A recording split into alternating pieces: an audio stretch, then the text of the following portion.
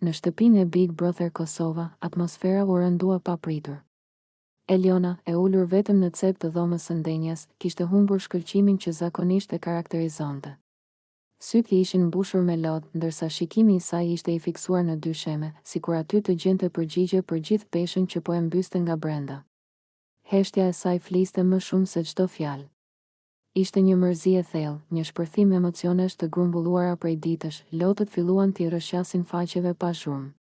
Eliona po qante jo vetëm për një situatë të vetme, por për gjithë presionin, mungesën e familjes, keqkuptimet dhe lodhjen emocionale që loja e fortë e Big Brotherit sjell me vete. Ajo ndjeje e vetmuar, edhe pse e rrethuar nga njerëz, në atë moment, lëndrimi e vuri re gjendjen e saj. Ai u ndal, e shikoi për disa sekonda dhe pa tek ajo një dhimbje të sinqertë. Pa hezitim, ju afrua. Pas ti erdhi edhe Klodi, i cili po ashtu e ndjeu se Eliona kishte nevojë për mbështetje, jo për fjalë të mëdha, por për prani njerëzore, të dy u ulën pranë saj. Lëndrimi ishte i pari që e përqafoi, me një përqafim të fortë, të ngrohtë, sikur donte t'i thoshte pa fjalë, nuk je vetëm. Klodi u bashkua menjëherë, duke e rrethuar me krah dhe duke i qëndruar pranë në heshtje. Ishte një moment i pastër human, ku loja u harrua dhe mbetën vetëm ndjenjat. Eliona shpërtheu në të qara.